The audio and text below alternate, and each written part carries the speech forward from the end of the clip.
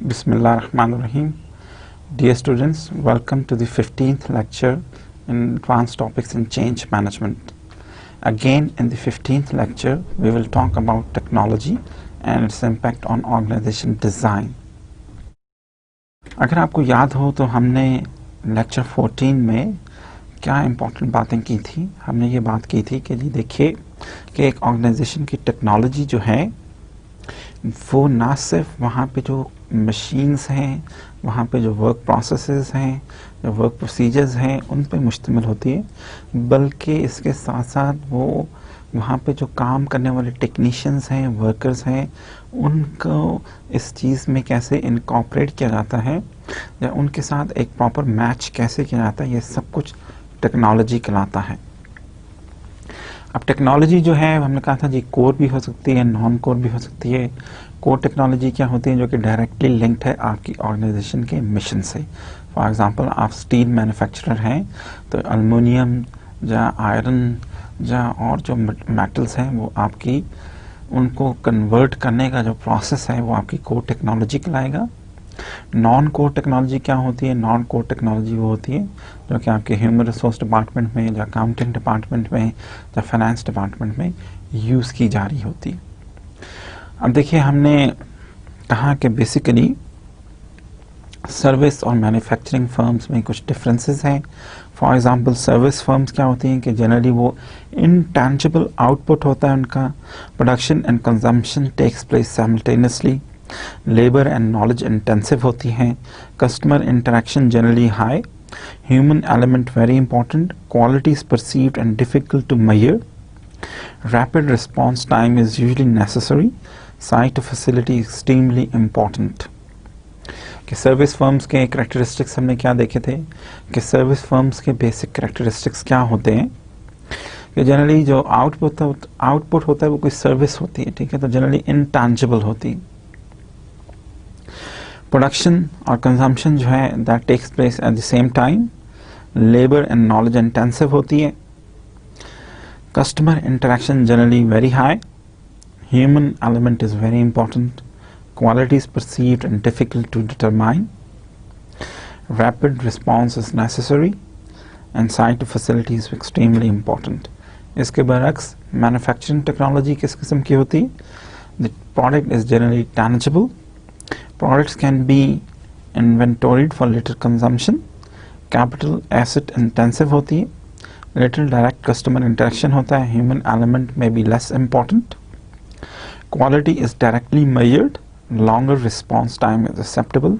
Site of facility is moderately important. Obviously आप अगर इन दोनों सर्विसेज और जो है मैन्युफैक्चरिंग को कंपेयर करें तो मोस्ट इम्पॉर्टेंट डिफरेंस जो कि आप आइडेंटिफाई कर सकते हैं वो क्या है कि प्रोडक्ट की टाइप.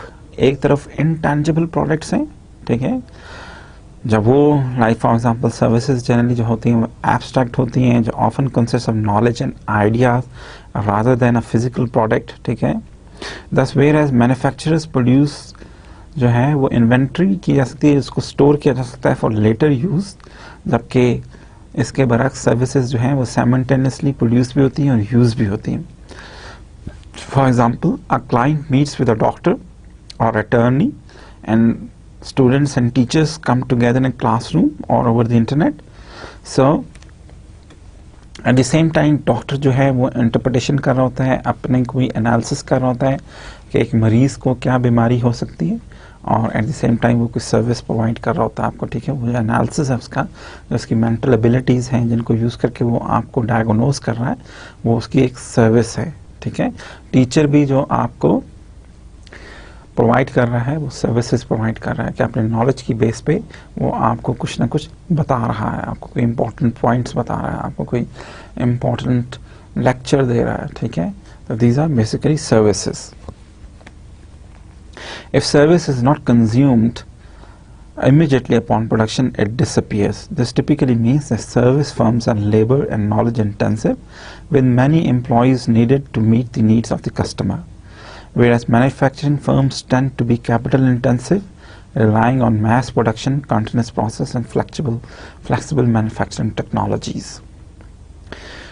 देखिए सर्विस फर्म्स जो हैं अगेन वो लेबर इंटेंसिव होती हैं, एक काम को करने के लिए बहुत सारे डिफरेंट स्पेशलाइज्ड लोगों की ज़रूरत होती है। फॉर एग्जांपल हम यूनिवर्सिटी की एग्जांपल लें तो यूनिवर्सिटी में जो आपको एक अगर डिग्री देनी है तो उसमें नंबर ऑफ़ सब्जेक्ट्स आपको पढ़ाए जाएंगे और उन सब्जेक्ट्स को पढ़ाने के लिए उनको डिफरेंट स्पेशलाइज्ड लोगों की ज़रूरत है। तो labour intensive and knowledge intensive है, ठीक है। इसके बरक्स एक फैक्ट्री है तो वहाँ पे शायद उसको सेटअप करने के लिए कैपिटल इंटेंसिव हो, उसकी बिल्डिंग बनाने के लिए, मशीन्स को ख़रीदने के लिए, ठीक है, रॉ मटेरियल को ख़रीदने के लिए शायद आपको सरमाए की ज़्यादा ज़रूरत हो as compare to number of people, ठीक है। अगेन एक और डिफरेंस क्या है जिसकी हमने बात की, direct interaction between customer and employee is generally very high within services, while there is little direct interaction between customers and employees in the technical core of manufacturing firm. जो interaction है services में वो within the service provider and the service user is generally very high. एक teacher और एक student के दरमियान अब देखिए इंटरेक्शन बहुत ज़्यादा होता है क्लासरूम के इन्वायरमेंट पे, ठीक है। दोनों इंटरेक्ट करते हैं और इस इंटरेक्शन के प्रोसेस में कुछ ना कुछ सीखते हैं। एक डॉक्टर और उसके पेशेंट के दरमियान इंटरेक्शन बहुत हाई होता है, उस इंटरेक्शन के नतीजे में ही डॉक्टर उसकी बीमारी को डायग्नोज कर सकता है। एक लॉयर और उसके क्लाइंट के दरमियान भी इंटरेक्शन जो है वो बड़ा हाई होता है। अगर ये इंटरेक्शन हाई नहीं होगा तो लॉयर जो है अपने क्लाइंट की प्रॉब्लम को समझ नहीं सकता और उसको फिर रिजॉल्व भी प्रॉपर्ली नहीं कर सकता। लेकिन इसके अगेंस्ट एक अगर मैन्युफैक्चरिंग कंपनी है, लेट्स से टोयोटा की प्रोडक्शन फैसिलिटी है कराची में, जहाँ होंडा की प्रोडक्शन फैसिलिटी है लाहौर में रायविंड में, तो वहाँ पे कस्टमर का डायरेक्ट इंटरेक्शन होना कोई ज़रूरी नहीं है। ये कोई रिक्वायरमेंट नहीं है कि कस्टमर असेंबली लाइन पे आकर खड़ा हो जाए और देखे कि उसकी गाड़ी कैसे बन रही है, ठीक है, this is not a requirement. वहाँ पे इंटरेक्शन शायद जो आउटलेट है जहाँ पे वो गाड़ियाँ, जो शोरूम है जहाँ पे वो गाड़ी बेची जा रही है, तो वहाँ पे शायद किसी हद तक इंटरेक्शन हो, लेकिन उससे हट के it's a capital intensive investment, ऐसा कस्टमर इंटरेक्शन की ऐसी कोई ज़रूरत पेश नहीं आती, ठीक है। क्वालिटी ऑफ सर्विस जो है वो परसीव्ड होती है और उसको मेजर करना बहुत डिफ़िकल्ट होता है। It can be compared with other service products, ठीक है, लेकिन उसको जनरली एवेलुएट करना is very difficult. Again another characteristic that affects customer satisfaction and perception of quality service is rapid response time. अगर आज आपको खाना खाना है किसी रेस्टोरेंट पे, तो रेस्टोरेंट वाला अगर आपको ये कहे कि कल आ जाइएगा, कल खाना बहुत मज़ेदार पकेगा, तो you would be dissatisfied. Similarly अगर आज आपको एक प्रॉब्लम समझनी है और टीचर आपको ये कहे कि अगले साल आ जाओ, अगले साल मैं प्रॉब्लम बड़े बेहतर तौर पे समझा सकता हूँ, तो इट मेक्स सर्विस इर्रेलेवेंट, ठीक है। इसके बरक्स आप देखते हैं कि मैन्युफैक्चरिंग में जनरली क्वालिटी के स्टैंडर्ड्स होते हैं, जनरली इंटरनेशनल स्टैंडर्ड्स हैं, क्वालिटी स्टैंडर्ड्स हैं और क्वालिटी आसानी से मेजर की जा सकती है, या क्वालिटी प्रोसीजर्स आसानी से एस्टेब्लिश किए जा सकते हैं, ठीक है। फाइनल कैरेक्टरिस्टिक क्या है कि सर्विस में site selection is very important then with manufacturing. Manufacturing आपने करनी है, आप शहर से 10 मील दूर किसी इंडस्ट्रियल एरिया आप अपनी फैक्ट्री लगा सकते हैं, आपके वर्कर्स बस के थ्रू या आपके वर्कर्स ट्रेन के थ्रू या किसी और मैकेनिज्म के थ्रू आपकी फैक्ट्री पे पहुंच सकते हैं, वहाँ पे काम कर सकते हैं, वहाँ पे चीज़ें मैन्युफैक्चर हो जाती हैं, फिर उनको आप डिस्ट्रीब्यूट कर सकते हैं शहर में, ठीक है। लेट्स से आप स्प्लिट एसी बनाते हैं, लाहौर में आपकी फैक्ट्री, आपको पूरे पाकिस्तान में फैक्ट्री लगाने की ज़रूरत नहीं है कि लाहौर में भी लगाएं, गुजरांवाला में भी लगाएं, रावलपिंडी में भी लगाएं, पेशावर में भी लगाएं, कराची में लगाएं, ऐसी किसी काम की कोई ज़रूरत नहीं। आपने लाहौर में एक फैक्ट्री लगाई है, दैट्स गुड इनफ। आप अपने डिस्ट्रीब्यूशन सेंटर्स क्रिएट कर सकते हैं और वहाँ से आप अपनी स्प्लिट एसीज को मार्केट कर सकते हैं, ठीक है। जबकि सर्विसेज फर्म्स में आपको ये डिस्पर्शन बहुत ज़रूरी है, ऑलरेडी हम बात कर चुके हैं कि डिस्पर्शन का होना बहुत ज़रूरी है सर्विस फर्म्स में, ठीक है। सर्विस फर्म्स में बैंक्स हैं तो उनको हर शहर में भी नंबर ऑफ़ ब्रांचेस रिक्वायर्ड होती हैं अगर वो कस्टमर से बेहतर तौर पे इंटरेक्शन करना चाहते हैं, ठीक है। अब हम देख रहे हैं कि जैसे जैसे टेक्नोलॉजी जो है वो एडवांस होती जा रही है, तो वैसे वैसे जो है वो सर्विस फर्म्स भी अपने कस्टमर्स के साथ ज़्यादा बेहतर तौर पे इंटरेक्ट कर रहे हैं। अब बहुत सारे होटल्स जो हैं आप ऑनलाइन जाके कमरा बुक कर सकते हैं, रूम बुक कर सकते हैं, आपकी क्या रिक्वायरमेंट्स हैं, किस किस्म का आपको नाश्ता करना है, किस टाइम पे आपको जागना है, ये सारा कुछ आप ऑनलाइन फिल कर सकते हैं। आपको कोई एलर्जीज़ हैं वो आप इंडिकेट कर सकते हैं, किस किस्म का आपको पिलो चाहिए, किस किस्म की ब्लैंकेट्स चाहिए, ये सारी चीज़ें आप ऑनलाइन इंडिकेट कर सकते हैं या सेलेक्ट कर सकते हैं, जहाँ अपनी प्रेफरेंसेस बता सकते हैं। ऐसे क्या फ़ायदा हुआ इस टेक्नोलॉजी की वजह से कि कस्टमर्स का एक तो ये जो सर्विस फर्म्स हैं वो एक डाटाबेस क्रिएट कर लेती हैं, ठीक है, और अपने रेगुलर क्लाइंट्स की हैबिट्स के बारे में उनको पता लग जाता है। इसी तरह देखिए बहुत सारी और सर्विस फर्म्स हैं, like for example financial services हैं, जहाँ रिटेल सर्विसेज हैं, वहाँ पे भी लॉयल्टी कार्ड्स की मदद से या डिफरेंट डाटाबेसेस की मदद से कस्टमर का एक कंप्लीट पिक्चर क्रिएट की जा सकती है या की जा सकती है, जिससे हमें कस्टमर्स के टेस्ट के बारे में, कस्टमर्स के प्रेफरेंसेस के बारे में, कस्टमर्स की हैबिट्स की बाइंग हैबिट्स के बारे में पता लगता रहता है, और हम कस्टमर्स की चेंजेस एंटिसिपेट कर सकते हैं, जहाँ हम कस्टमर्स को बेहतर तौर पे उनकी मर्ज़ी के प्रोडक्ट्स प्रोवाइड कर सकते हैं, ठीक है। तो ये टेक्नोलॉजी जो है ये सर्विस फर्म्स को डिज़ाइन में अब बहुत इम्पॉर्टेंट रोल प्ले कर रही है। अब देखिए हमने बात की थी कि कुछ फर्म्स जो हैं वो लो लेबर इंटेंसिव होती हैं, और कुछ फर्म्स जो हैं वो हाई लेबर इंटेंसिव हैं। सिमिलरली कुछ लेबर फर्म्स जो हैं या कुछ सर्विस फर्म्स जो हैं वो कैपिटल लेबर रेशियो उनकी हाई होती है और कुछ की लो होती है, ठीक है। तो अगेन हम नंबर ऑफ एग्जांपल्स देखते हैं कि लो लेबर इंटेंसिव सर्विसेज क्या हो सकती हैं। फॉर एग्जांपल अगर हम इलेक्ट्रिक यूटिलिटीज़ की, गैस सर्विसेज की, सैनिटेशन सर्विसेज की बात करें तो they are low labour intensive services, लेकिन कैपिटल वाइज या कैपिटल इंटेंसिव हो सकती हैं। फॉर एग्जांपल आपने पावर जनरेट करनी है तो रिक्वायर्स लॉट ऑफ मनी, आपने कोई जनरेशन हाउस बनाना है तो it may require lot of finances, ठीक है, और as compare to labour expense जो है वो लो होगा, ठीक है। Similarly communication services capital intensive हो सकती हैं, ठीक है। आपने Mobilink for example a very expensive network, पूरे मुल्क में उन्हें एक नेटवर्क का जाल फैलाया है उन्होंने, उसके बाद वो आपको ये सर्विसेज प्रोवाइड कर सकते हैं, ठीक है।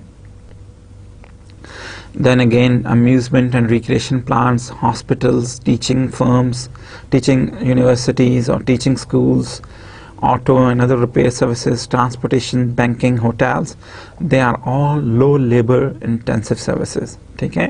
transportation services भी हैं तो मे बी जो capital investment है that may be very high, ठीक है। आपने buses खरीदनी है, आपने रेल का नेटवर्क बचाना है, आपने एयरलाइन आप ऑपरेट करना चाहते हैं, वेरी एक्सपेंसिव, ठीक है, कैपिटल इंटेंसिव, ठीक है, as compare to its low labour intensive, ठीक है।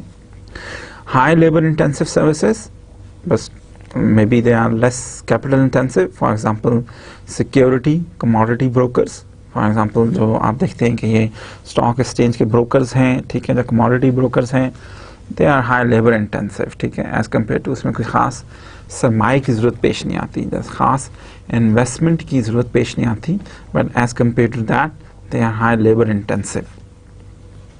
अगेन इंश्योरेंस सर्विसेज हैं, इंश्योरेंस एजेंट्स हैं, business services for example advertising, credit reporting, mailing and reproduction, building services, personal supply, computer and data processing, management consulting and public relations. All of these, they are high labor intensive services. Personal services, for example, laundry, photo, beauty, barber shops and funeral services. Wholesale trade and retail trade, all of these are highly labor intensive as compared to capital intensive firms. So with the help of an example, ये different हमने examples लिए हैं, और इन examples की मदद से हमने क्या समझने की कोशिश की है, हमने ये समझने की कोशिश की है कि कुछ लेबर इंटेंसिव फर्म्स किस किस्म की हो सकती हैं और कुछ low labour intensive firms but at the same time high capital intensive businesses क्या हो सकते हैं, और इन द सिमिलर मैनर कुछ हाई लेबर इंटेंसिव सर्विसेज क्या हो सकती हैं, और at the same time they are low capital intensive firms. ठीक है। अब देन अगेन अगर हम इसको मज़ीद बेहतर तौर पे समझना चाहें तो with the help of an जो एग्ज़ाम्पल है हमने देख सकते हैं कि जी कि जनरली जो हैं कंपनीज जो हैं वो उनको हम किस तरह कैटेगराइज कर सकते हैं। लेट्स से कि अगर आप जो ये स्लाइड देख रहे हैं, अगर हम कहें कि जी के वाई एक्सिस पे we have degree of labour intensity, और लेबर इंटेंसिटी हम ऑलरेडी बात कर चुके हैं कि हाई हो सकती है या लो हो सकती है। ठीक है। और on the X axis we have degree of interaction and customisation, और ये इंटरेक्शन या कस्टमाइजेशन जो है ये लो हो सकती है या हाई हो सकती है। तो हम कह सकते हैं कि जी के एक ऐसी फर्म जो कि लो लेबर इंटेंसिव हो और डिग्री ऑफ इंटरेक्शन कस्टमाइजेशन भी लो हो, तो हम कह सकते हैं वो सर्विस फैक्ट्री कहलाई जा सकती है। उसको हम लेबल कर सकते हैं एज अ सर्विस फैक्ट्री। उसकी एग्जांपल क्या हो सकती है? For example no frills airlines, for example many budget airlines, they are generally termed as service factory. Many common carriers, airlines, warehouses and catalog stores and trucking companies, for example, they can be termed as low in labor intensity and low in interaction and customization. ठीक है। दूसरी category हो सकती है service shop की। ये service shops क्या हैं? सर्विस शॉप्स ऐसी फर्म्स हैं, जो ऐसी सर्विस फर्म्स हैं जहाँ पे degree of interaction and customisation भी हाई है और डिग्री ऑफ लेबर इंटेंसिटी जो है वो लो है। For example hospitals, for profit hospitals, fast food restaurants and restaurants, they can be categorized as service shops. तीसरी कैटेगरी क्या हो सकती है? तीसरी कैटेगरी मैस सर्विस की हो सकती है, जहाँ पे शायद लेबर ऑफ इंटेंसिटी या लेबर इंटेंसिटी हाई हो और degree of interaction and customisation low हो। ये किस किस्म की फर्म्स हो सकती हैं? For example retailing, boutiques, back of the house operations, check clearing etc., commercial banking and personal banking firms। ठीक है। इनको हम mass service firms के तौर पे कैटेगराइज कर सकते हैं। ठीक है। प्रोफेशनल सर्विसेज क्या होती हैं? प्रोफेशनल सर्विसेज जो हैं they are again high with respect to degree of labor intensity and again with respect to professional services, they or with respect to degree of interaction and customization, again they are high, or they have high degree of interaction with customers. So for example many law firms and law firms as such। ठीक है। or any other consulting businesses। ठीक है। देखिए हमने इसी basis पे, अगर आपको याद हो तो हमने कहा था कि जी डिपार्टमेंटल टास्क और वैरायटी की बेस पे जनरली हम जो हैं ऑर्गेनाइजेशंस को जो है वो भी अगेन 4 क्वाड्रेंट्स में डिवाइड कर सकते हैं। उनको क्राफ्ट की कैटेगरी में डिवाइड किया जा सकता है, रूटीन ऑर्गेनाइजेशंस की कैटेगरी में डिवाइड किया जा सकता है, नॉन रूटीन ऑर्गेनाइजेशंस की कैटेगरी में डिफाइन किया जा सकता है, और रूल गवर्नड की कैटेगरी में भी डिफाइन किया जा सकता है। अब देखिए ये जो है ये it's all depending upon variety and एनालाइजेबिलिटी।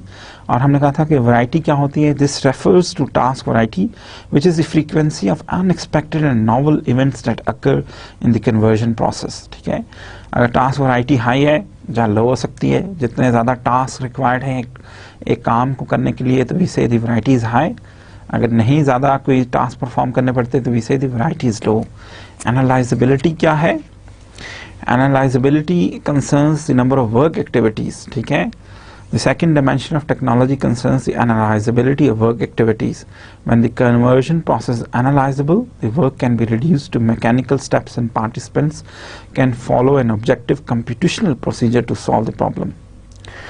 एनालाइजेबिलिटी high है तो हम कह सकते हैं कि हम उसको डिफाइंड SOPs डेवलप कर सकते हैं कि एक पर्टिकुलर एस्पेक्ट ऑफ वर्क को किस तरह सर अंजाम दिया जा सकता है। अगर एनालाइजेबिलिटी लो है तो then it all depends upon the experience and intuition of the worker, how he decides to perform that sort of work. ठीक है। देखिए हमने कहा था कि जी जहाँ तो हम इनको क्राफ्ट टेक्नोलॉजीज का नाम दे सकते हैं, रूटीन का, नॉन रूटीन का, रूल गवर्नड का। तो क्राफ्ट टेक्नोलॉजीज क्या होती हैं? Craft technologies are characterized by fairly stable stream of activities, but the conversion process is not analyzable or well understood. Tasks require extensive training and experience because employees respond to intangible factors on the basis of wisdom, intuition, and experience. Although advances in machine technologies seem to have reduced the number of craft technologies in organization, craft technologies are still important. For example, steel furnace engines engineers continue to make steel based on intuition and experience. Pattern makers at fashion houses such as H&M, Zara, convert rough design sketches into stable garments, and teams of writers with the help, like for example, drama producers or producers, they are also terms of craft technologies, or they also come under the heading of craft technologies. So craft technologies basically क्या हैं? Fairly unstable activities होती हैं. You can't really define के what sort of activities are required to do this certain kind of task, ठीक है? और generally it depends upon the experience and intuition of the worker. ठीक है, like for example हमने कहा जी fashion designers, for example हमने कहा कि जी ड्रामा प्रोड्यूसर्स, ठीक है. Then comes the, let's talk about engineering technologies. Engineering technologies generally we have said they are rule governed, tends to be complex because there is substantial variety in the task performed. However, the various activities are usually handled on the basis of established formulas, procedures, and techniques. Employees normally refer to a well-developed body of knowledge to handle problems. Engineering and accounting tasks are an example. ठीक है? Generally, well-defined SOPs available हैं, well-defined procedures established हैं, जिनके मुताबिक आप ये engineering task, accounting task perform कर सकते हैं. And generally, they are rule-governed. Non-routine technologies क्या हैं? They have high task variety and the conversion process is not analyzable or well understood. In non-routine technology, a great deal of effort is devoted to analyzing problem and activities. Several equally acceptable options can typically be found. Experience and technical knowledge are used to solve problems and perform the work. Basic research, strategic planning, and other work that involves new projects and unexpected problems are non-routine. Non-routine में you have to, your experience again matters a lot, ठीक है? And generally they have high task variety and conversion process is not analyzable, ठीक है? So they are generally termed as non-routine. For example, maybe if you're a salesperson, if you are a clerical person, if you're a person from an auditing department, maybe your work can be defined as non-routine technology, ठीक है? और routine क्या है? Routine क्या है? जहाँ पे जो है वो जनरली जो है वो टेक्नोलॉजीज जो हैं वो वेल डिफाइंड होती हैं, ठीक है? Routine technologies are characterised by little task variety and use of objective competition procedures, ठीक है? और रूटीन टेक्नोलॉजीज कौन हो सकते हैं, ठीक है? और सॉरी, रूटीन टेक्नोलॉजीज जो हैं वो जनरली सेल्स से रिलेटेड, क्लरिकल, ऑडिटिंग से रिलेटेड होती हैं, जबकि जस्ट मेक अ करेक्शन और देखिए कि जो नॉन रूटीन टेक्नोलॉजीज हैं they are defined by strategic planning, उनकी एग्जांपल हो सकती हैं. सोशल साइंस रिसर्च और अप्लाइड रिसर्च उनकी एग्जांपल्स हो सकती हैं, ठीक है? तो I was wrong a minute ago, so just make a correction कि नॉन रूटीन टेक्नोलॉजीज क्या होती हैं, like for example strategic planning, social science research and applied research, they are generally taken as non-routine technologies, ठीक है? देखिए again हमने इस चीज़ को पहले भी देखा था और हमने ये भी कहा था कि जी के डिपार्टमेंटल डिज़ाइन पे इसको थोड़ा सा हम दोहरा लेते हैं, देखते हैं कि जी डिपार्टमेंटल डिज़ाइन पे इसके क्या इम्पैक्ट हो सकते हैं. तो बेसिकली तो हमने कहा था कि जी के दे आर 8 एलिमेंट्स जिनको आप जो है मैनिपुलेट करके किसी भी टेक्नोलॉजी के लिए ऑर्गेनाइजेशन डिज़ाइन कर सकते हैं, जब उसको चेंज कर सकते हैं उसके डिज़ाइन को. वो 8 एलिमेंट्स क्या हैं कि ऑर्गेनिक जब मैकेनिस्टिक स्ट्रक्चर हो सकता है, फॉर्मलाइजेशन हाई हो सकती है या लो हो सकती है, सेंट्रलाइजेशन हाई हो सकती है या लो हो सकती है, स्टाफ क्वालिफिकेशंस क्या हो सकती हैं, किस किस्म की चाहिए, span of control, communication, coordination, control और गोल एम्फोसिस क्या है. तो देखिए बेसिकली फॉर्मलाइजेशन से क्या मुराद है, ठीक है? ऑर्गेनिक स्ट्रक्चर्स तो आप यू मस्ट बी नोइंग कि ऑर्गेनिक और मैकेनिस्टिक स्ट्रक्चर्स क्या होते हैं, ठीक है? Formalization, just to remind you again, we say that routine technology is characterized by standardization and division of labor into small tasks that are governed by formal rules and procedures.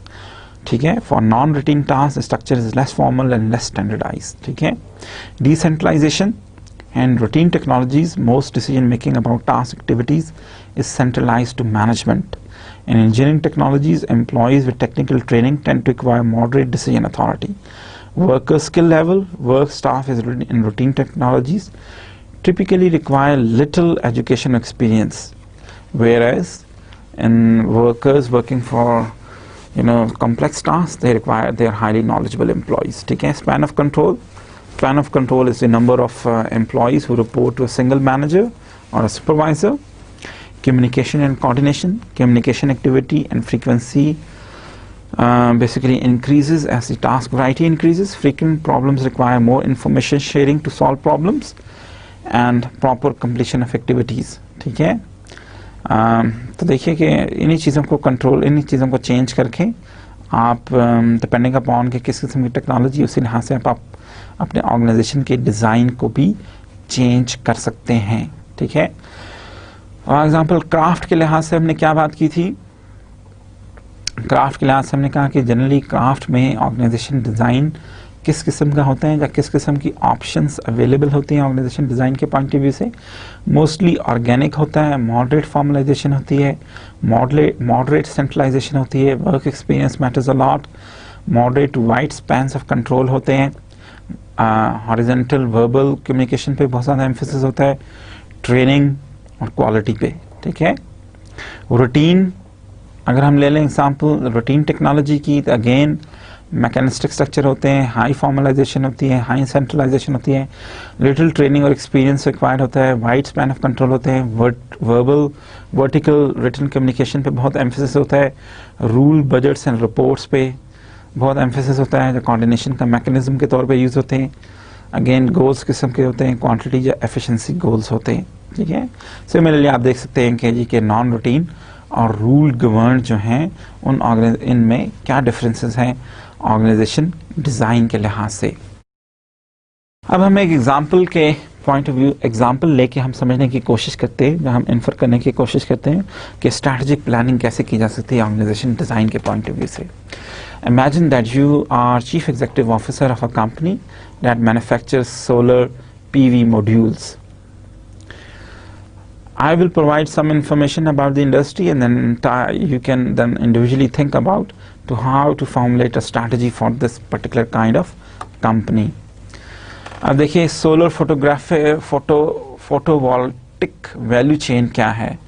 Value chain इस basically इसमें module एक आप develop करते हैं, engineering, procurement and construction, operating and maintenance, and then you require certain financing for it. ठीक है? ये इसमें different operations involved हैं. Some expectations in 2010 about the solar photovoltaic industry. There is likely to be an oversupply in the industry in 2010. Module average selling prices were expected to fall by 20% or more in 2010. Module manufacturers were expected to be hit hardest. Downstream players, system integrators, project planners, installers, operators, and those with access to credit were expected to be more insulated. ये some basic information industry के बारे में. Questions: if you are the CEO of a module manufacturer, how might you respond? What type of issues or factors do you need to take into consideration? How easy it is to assess or analyze those factors? देखिए आपको कुछ basic information provide की गई है एक particular industry के बारे में. इसको मद्देनजर रखते हुए आप ये देखिए कि इसमें किस किस्म के इश्यूज और फैक्टर्स हैं जो कि as a chief executive officer आपको कंसिडर करने चाहिए जब आप इस इंडस्ट्री का एनालिसिस कर रहे हैं. ठीक है? क्या समझते हैं कौन से फैक्टर्स इम्पोर्टेंस रख सकते हैं? तो पॉसिबल फैक्टर्स जो कि आप कंसिडर कर सकते हैं टास्क वैरायटी की सेंस में may not have to be consider them before. For example, takeovers, which firms how, future interest rates, future stock market prices, इनके बारे में आप सोच सकते हैं.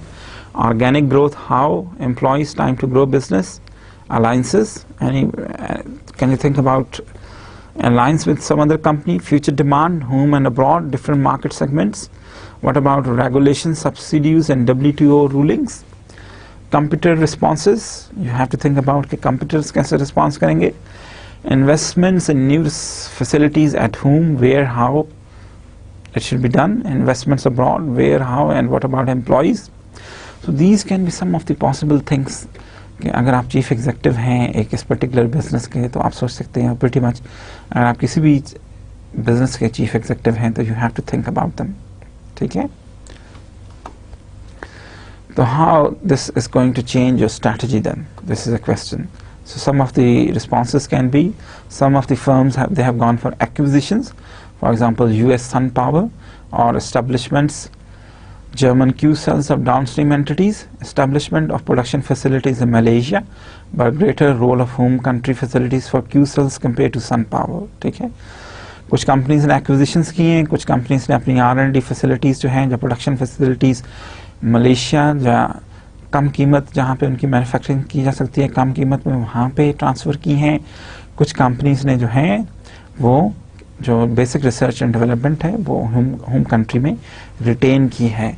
Sun power a leading US firm, 2006 acquisition of PowerLight, then acquisitions in Italy and Australia, substantially increased presence in Europe and Asia, and downstream presence in both commercial and utility scale projects. 2010 acquisition of Sunray Renewable Energy, downstream strategy across all segments and geographics where solar is thriving. Founded in 2007, Sunray is a developer of power plants in Europe and in the Middle East. It has operations across 6 continents and is skilled in project finance, large scale power plant development, permitting and transmission. तो देखिए कैसे वो company अपने आप को उसने grow किया है. ठीक है. तो एक्विजिशंस किए हैं आहिस्ता आहिस्ता यूरोप एशिया में अपने आप को इस्टेब्लिश किया है. मिडल ईस्ट में यूरोप में उसने बहुत सारे सोलर पावर प्रोजेक्ट्स पे काम किया है. It's now an expert in project finance, large scale power plant development, permitting and transmission. QCell, once a leading German firm, pure cell player, integrated PV company, specialized cell producer था, technology driven organization थी, market access only to cell customers, regional focus on strong subsidized market, centralized global sales organization, high brand awareness with strong premium image for cell business, strong customer service for cell customers. Integrated PV company के तौर पे broad customer oriented portfolio, जब वो grow कर गई. ठीक है. Plus जब कंपनी ग्रो की तो क्या चेंजेस आई. ठीक है. अब चेंजेस को समझने की कोशिश कीजिए. यहाँ पे क्या इंपॉर्टेंट है देखिए. पहले वो QCell जो कंपनी थी स्पेशलाइज सेल प्रोड्यूसर थी, टेक्नोलॉजी ड्रिवन थी, market access only to cell customers, regional focus था. ठीक है. सेंट्रलाइज ग्लोबल सेल्स ऑर्गेनाइजेशन थी, हाई ब्रांड अवेयरनेस थी. ठीक है. स्ट्रॉन्ग कस्टमर सर्विस प्रोवाइडर था. Now what changes came? Broad customer oriented product portfolio available है इस इंटीग्रेशन की वजह से. Customer and application driven organization still. Strong market access to all relevant market segments. Strong value driven regional expansion. Local sales with global guidance by business unit management. High brand awareness with strong premium image for all relevant business units. Strong customer service in all market segments. ठीक है. Technology in interaction. Technology can also be thought of ways in which group of individuals interact. ठीक है. Technology और integration बहुत important. Already हम बात कर चुके हैं कि जी के पूल्ड सिक्वेंशियल या रेसिप्रोकल इंटरेक्शन हो सकता है. ठीक है. पूल्ड इंटरेक्शन क्या है जी. Pooled interdependence is the lowest form of interdependence among departments. In this form work does not flow between units. Each department is part of organization and contributes to the common good of organization, but works independently. Subway restaurants or Bank of America branches are examples of pooled interdependence. An outlet in Chicago need not interact with an outlet in Urbana. Pooled interdependence may be associated with relationship within a divisional structure. Division or branches share financial resources from a common pool, and success of each division contributes to the success of overall organization. ठीक है. Pooled interdependence would exist in firms with what he called mediating technology, or firms which use mediating technology. A mediating technology provides products or services that mediate or link clients from external environment, and in so doing allows each department to work independently. Bank, brokerage firms and real estate offices all mediate between buyers and sellers, but the offices work independently within the organization. देखिए mediating technology कहाँ है? Mediating technology pool firms में किस तरह use होती है कि हर जो ब्रांच है वो अपने तौर पे इंडिपेंडेंटली परफॉर्म कर रही है और मीडिएटिंग इन अ सेंस कि बायर और सेलर्स को आपस में मिला रही है. अब मैनेजमेंट इम्प्लीकेशंस क्या हैं इससे associated with pooled interdependence are quite simple. ठीक है, managers should use rules and procedures to standardise activities across departments. Each department should use the same procedures and financial statements so that outcomes of all departments can be measured and pooled. Very little day-to-day coordination is required among units. देखिए किस किस्म के इसके design implications क्या हैं. देखिए managers जो हैं पूल्ड ऑर्गेनाइजेशंस में they should use rules and procedures to standardize activities across departments. Each department should use the same procedures and financial statements so the outcomes of all departments can be measured and pooled. Very little day-to-day coordination is required among units. ठीक है, अब देखिए हम देखते हैं कि sequential technology क्या है. When interdependence is of a serial form with parts produced in one department becoming inputs into another department, it is called sequential interdependence. देखिए अगर एक डिपार्टमेंट जो पार्ट्स बनाता है वो नेक्स्ट डिपार्टमेंट उन्हीं पार्ट्स को यूज़ करके मैन्युफैक्चरिंग प्रोसेस पे मज़ीद फर्दर आगे लेके चलता है तो वी से it's a sequential interdependence. The first department must produce or must perform correctly for the second department to perform correctly. This is a higher level of interdependence than pooled independence because departments exchange resources and depend on others to perform well. Sequential interdependence creates a greater need for horizontal mechanisms such as integrators or task forces. अब देखिए यहाँ पे क्या हो रहा है कि एक डिपार्टमेंट की कारकर्दगी या एक डिपार्टमेंट की परफॉर्मेंस जो है वो नेक्स्ट डिपार्टमेंट की कारकर्दगी या परफॉर्मेंस को अफेक्ट करेगी. इसलिए they need a number of integrating mechanisms या they need strong integrators, the task forces, the integrators, ठीक है, the coordinators. They use long linked technology which refers to the combination in one organization of successive stages of production. Each stage of production uses its inputs the production of the preceding stage and produces inputs for the following stage. The long linked technology क्या है? Refers to combination in one organization of successive stages of production. Each stage of production uses as its input the production of preceding stage and produces inputs for the following stage. ठीक है, it's a difficult thing but it's very easy कि एक department जो input कर रहा है वो next department एक डिपार्टमेंट जो आउटपुट है उसका वो नेक्स्ट डिपार्टमेंट का इनपुट है और फिर जो नेक्स्ट डिपार्टमेंट का आउटपुट है वो एक और डिपार्टमेंट का इनपुट है.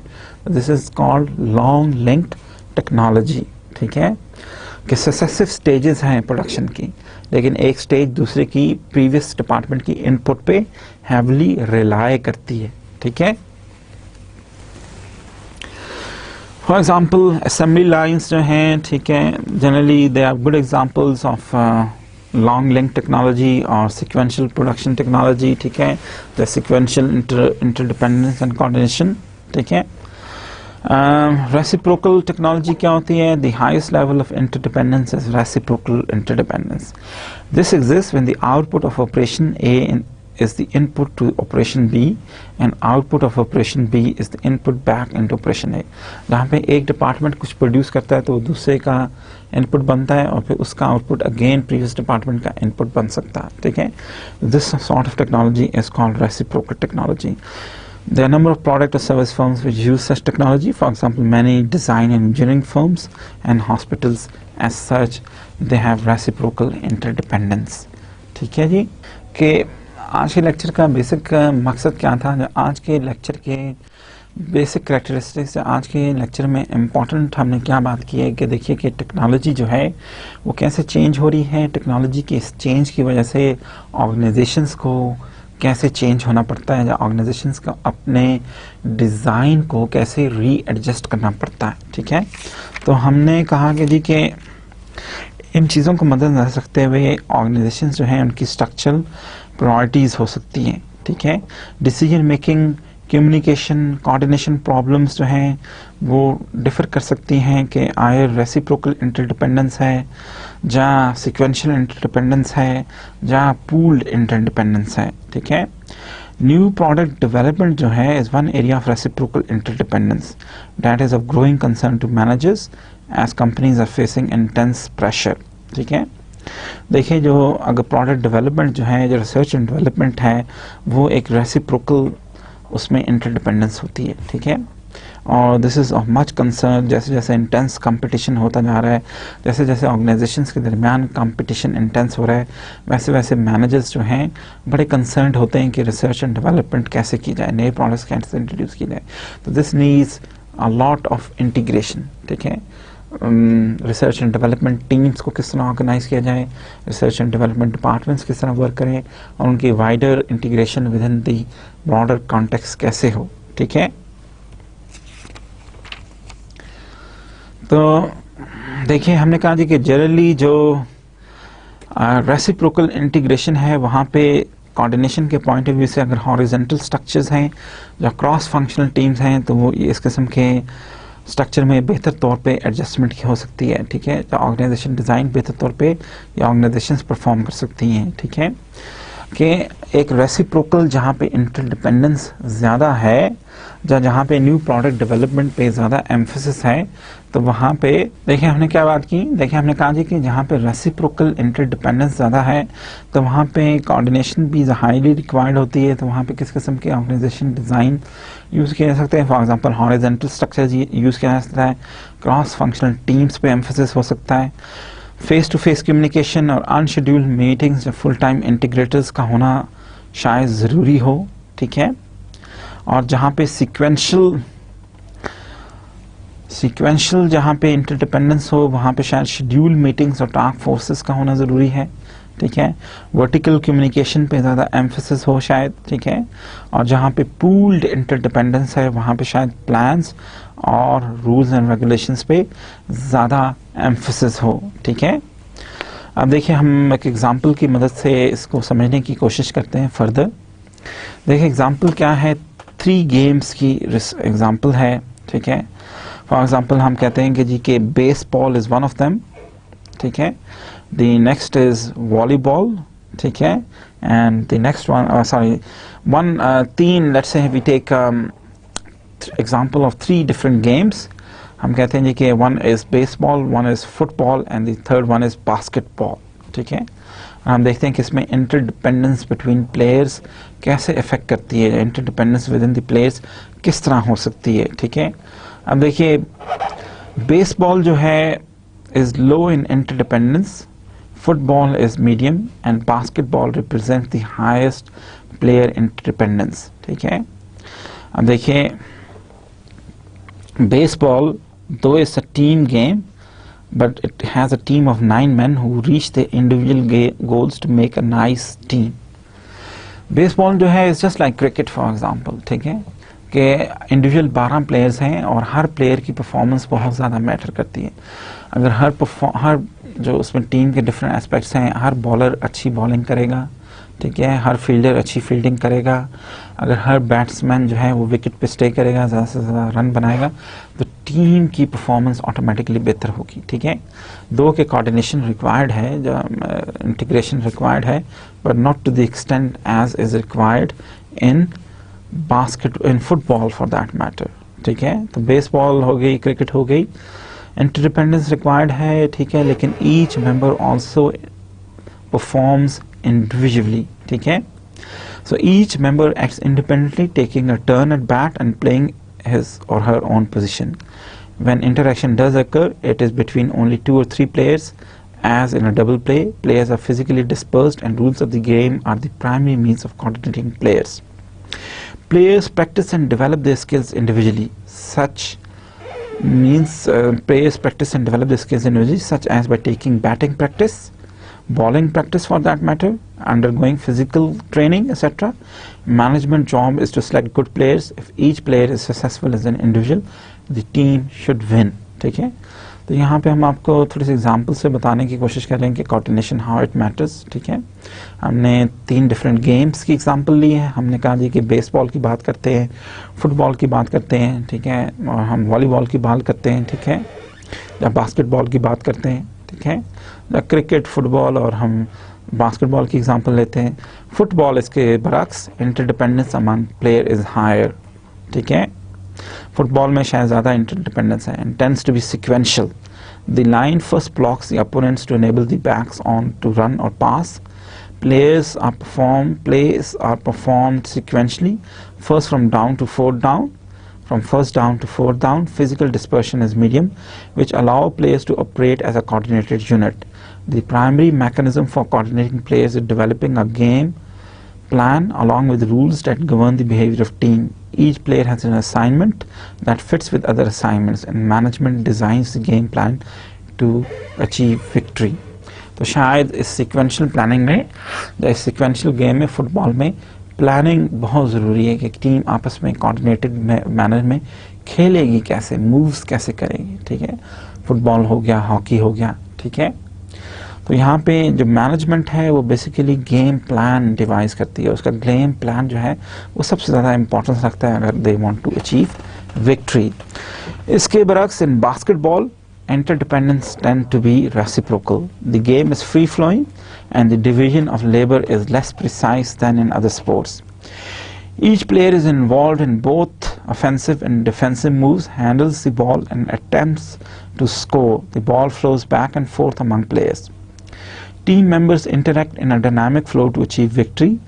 Management skills involve the ability to influence this dynamic process, either by substituting players or by working the ball into certain areas.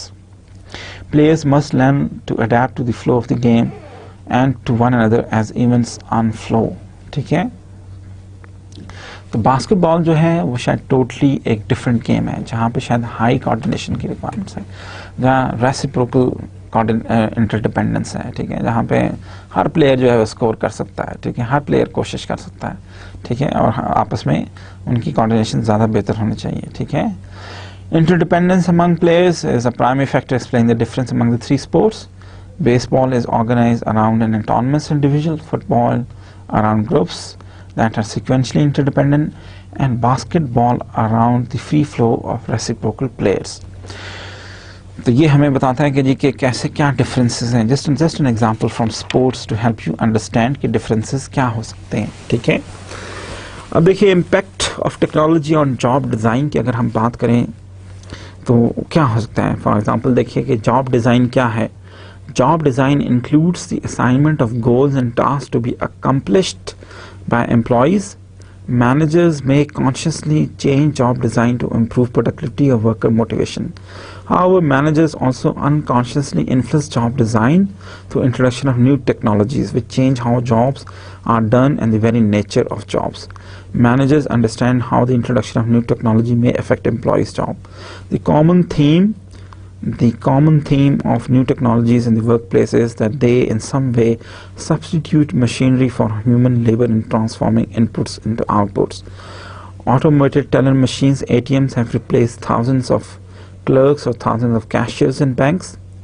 Robots used in manufacturing systems are replacing laborers on the production line. देखिए technology जो है वो job design को बड़ी हद तक influence करती है और मैनेजर्स को ज़्यादा एम्पावर कर रही है.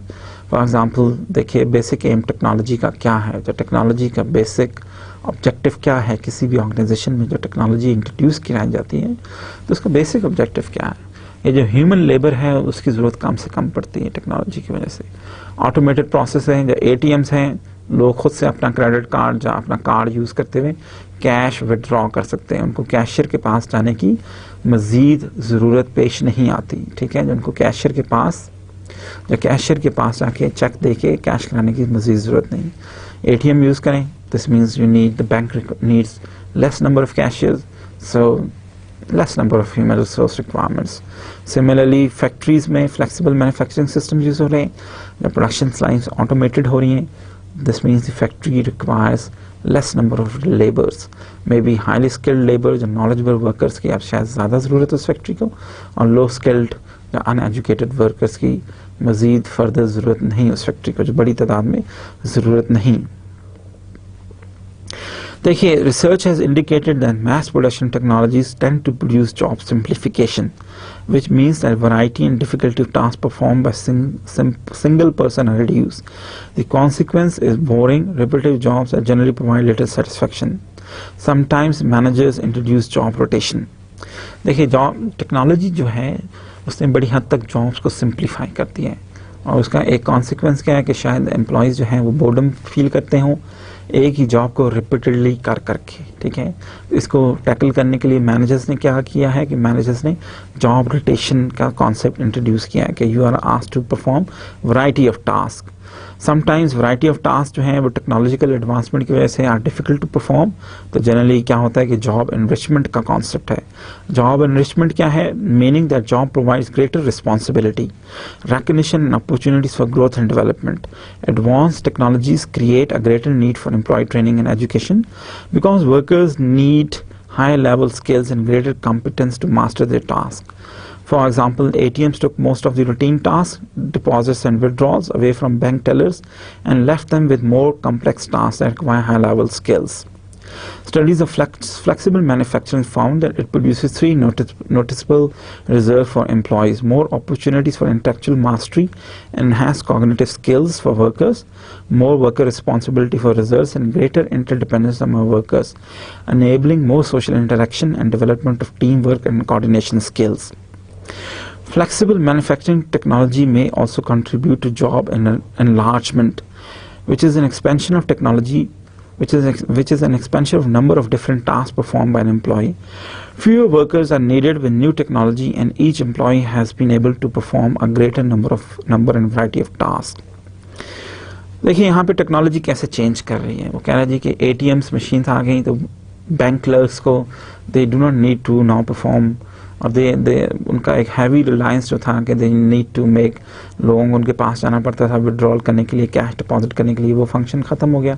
तो they must now train in other functions of the bank if they want to retain their jobs. Similarly जो वर्कर्स जो हैं फ्लेक्सिबल मैन्युफैक्चरिंग की टेक्नोलॉजीज़ की वजह से now they have to be highly skilled. ठीक है, उनके एजुकेशन लेवल ज़्यादा बेहतर होना चाहिए ताकि वो टीम्स में, उनका सोशल इंटरेक्शन रिक्वायरमेंट ज़्यादा है, पीयर प्रेशर में काम करना पड़ता है. ठीक है, तो वो टीम में और इस तरह की चीज़ों में आसानी से एडजस्ट हो सकें, और शायद अब उनको एक से ज़्यादा टास्क परफॉर्म करना पड़े.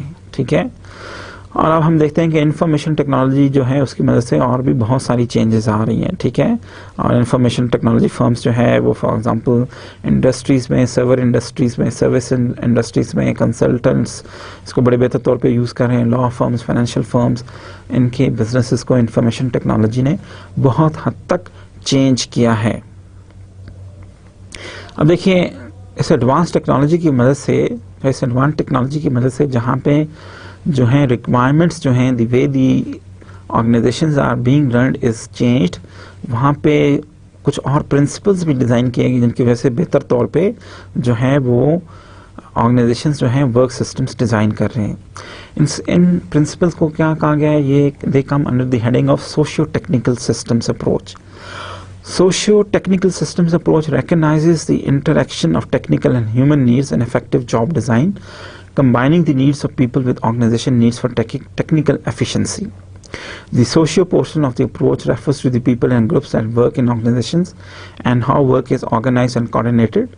The technical portion refers to the material, tools, machines and process used to transform organization inputs into outputs. ठीक है, देखिए, जो सोशियो टेक्निकल सिस्टम्स जो हैं उनका बेसिक मकसद क्या है कि एक ऑप्टिमाइज मैनर में ह्यूमन और मशीन इंटरेक्शन को ऑप्टिमाइज किया जाए. ठीक है, बेहतर तौर पे जॉब को डिज़ाइन किया जाए ताकि टेक्नोलॉजी और ह्यूमन इंटरेक्शन से ऑप्टिमम रिजल्ट्स हासिल किए जा सकें.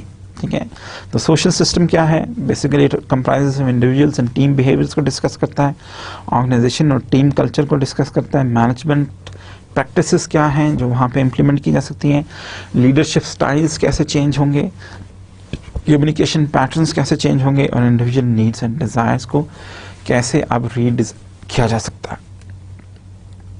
और टेक्निकल सिस्टम्स को कैसे, इसका इंटरेक्शन टेक्निकल सिस्टम्स के साथ कैसे होगा।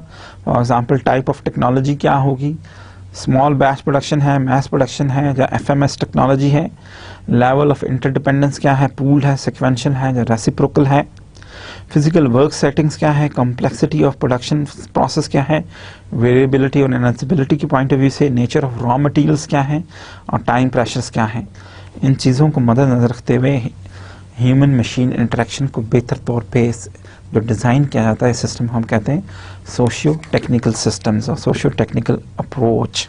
ठीक है, तो आज के इस लेक्चर के नंबर ऑफ ऑब्जेक्टिव्स थे जो कुछ हमने अचीव करने के कोशिश की। पहला क्या था कि टेक्नोलॉजी जो है उसने बड़ी हद तक इम्पेक्ट किया है कि ऑर्गेनाइजेशंस के चेंज की रिक्वायरमेंट्स को, और टेक्नोलॉजी जैसे जैसे एडवांस होती जा रही है उसी तरह ऑर्गेनाइजेशंस में चेंज की इम्पोर्टेंस भी जो है वो इंक्रीज़ होती जा रही है। ठीक है, तो सेवरल इम्पोर्टेंट आइडियाज़ जो हैं वो टेक्नोलॉजी के लिटरेचर में स्टैंड आउट करते हैं।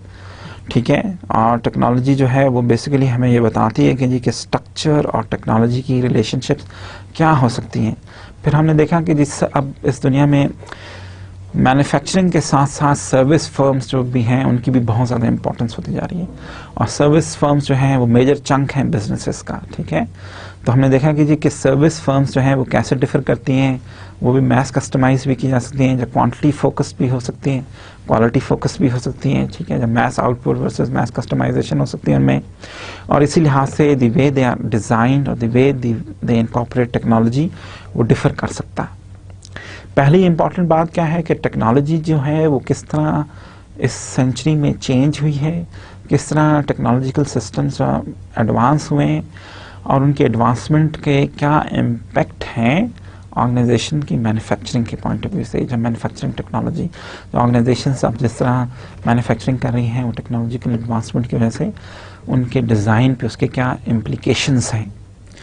फिर हमने बात की है कि जी कि सर्विस फर्म्स जो हैं, सर्विसेज भी जो हैं इस सदी में बहुत ज़्यादा इम्पोर्टेंस रखती हैं, जो बहुत मेजर बिजनेस रोल प्ले कर रही हैं। ठीक है, तो सर्विस टेक्नोलॉजीज़ किस तरह चेंज हुई हैं, और टेक्नोलॉजी जो है वो सर्विसेज को मैनेज करने में, ऑर्गेनाइज करने में, उनको डिज़ाइन करने में किस तरह हेल्प आउट कर रही हैं। ठीक है, फिर हमने वैरायटी और एनालाइजेबिलिटी की बात की है। ठीक है, और हमने कहा वैरायटी और एनालाइजेबिलिटी के पॉइंट ऑफ व्यू से भी हम मैनेजमेंट स्टाइल, स्ट्रक्चर और प्रोसेसेस जो हैं वो डिफर कर सकते हैं। For example routine technologies, non routine technologies और क्राफ्ट टेक्नोलॉजीज़ के लिए डिफरेंट रिक्वायरमेंट्स हो सकती हैं। फोर्थ हमने इंपॉर्टेंट बात क्या की है कि इंटरडिपेंडेंस की बात की है। ठीक है, इंटरडिपेंडेंस के लिहाज से कि पूल्ड है, सिक्वेंशियल है या रेसिप्रोकल है।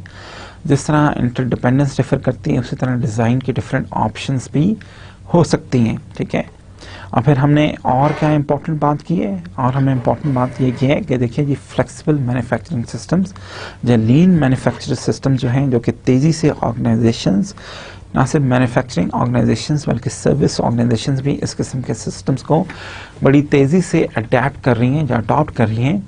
तो इन चेंजेस की वजह से कुछ इम्पॉर्टेंट चेंजेस हैं जो कि एम्प्लॉयज़ को अफेक्ट कर रही हैं। The way the organisation is being design, the way the organisation is being organise, उस चीज़ को अफेक्ट कर रही हैं। फॉर एग्जांपल अब ऑर्गेनाइजेशंस जो हैं वो मैकेनिस्टिक स्ट्रक्चर्स से ऑर्गेनिक स्ट्रक्चर्स की तरफ मूव कर रही हैं। एम्प्लॉयज़ जो हैं वो रूटीन जॉब्स की बजाय बहुत सारे स्किल्स, बहुत सारे टास्क परफॉर्म करते हैं। They enjoy more autonomy now. ठीक है, they do more challenging work now, they are encouraged to work in teams, and ठीक है, and organizations have become more flexible and responsive now. And then again lastly we talked about socio-technical systems, और socio-technical theory क्या है कि human और technology के interaction को मद्देनजर रखते हुए जो हम ऑर्गेनाइजेशंस को बेहतर तौर पे डिज़ाइन कर सकते हैं, साइंस को हम सोशियो टेक्निकल थ्योरी कहते हैं, या सोशियो टेक्निकल सिस्टम्स थ्योरी या अप्रोच कहते हैं। ठीक है, तो अज़ीज़ तलबा ये था हमारा टेक्नोलॉजी के बारे में लेक्चर, और इन पर्टिकुलर हमने टेक्नोलॉजी और ऑर्गेनाइजेशन इंटरेक्शन को इन डेप्थ स्टडी किया, और हम देखा है कि जी टेक्नोलॉजिकल चेंजेस की वजह से ऑर्गेनाइजेशंस को अपने डिज़ाइंस कैसे चेंज करने पड़ते हैं। ठीक है, तो नेक्स्ट लेक्चर में मोस्ट प्रॉब्ली लेक्चर 16 और 17 में हम एक एग्जाम्पल की मदद से, वो एग्जाम्पल को हम लेते हुए, what I mean by example is that with the help of case study हम टेक्नोलॉजी और जो है मैनेजमेंट स्ट्रक्चर्स के इंटरेक्शन को बेहतर तौर पे समझने की कोशिश करेंगे. Example is very interesting. The case study is very interesting and that is about Boeing commercial group. Boeing जैसे कि हम जानते हैं कि दुनिया की जो मेजर एक एयरप्लेन प्रोड्यूसिंग कंपनी है, दो ही बेसिकली बहुत बड़ी बड़ी कंपनीज हैं जो कि एयरप्लेन्स प्रोड्यूस करती हैं. बोइंग है, एयरबस है, कुछ रशियन कंपनीज भी हैं, लेकिन they are two main competitors, Boeing and Airbus. ठीक है, तो हम देखते हैं कि जी के बोइंग जो है उसने टेक्नोलॉजी की मदद से अपने एयरप्लेन डिज़ाइन सिस्टम्स को एंड देन अगेन अपनी मैन्युफैक्चरिंग प्रोसेसेस को कैसे बेहतर किया है. तो हम देखेंगे कि टेक्नोलॉजी क्या रोल प्ले कर रही है. ठीक है, इस केस स्टडी की मदद से, और बोइंग की ऑर्गेनाइजेशन डिज़ाइन और स्ट्रक्चर्स और द वे दे ऑपरेट और the way they manage the businesses, उस पर उसके क्या इफ़ेक्ट्स हैं.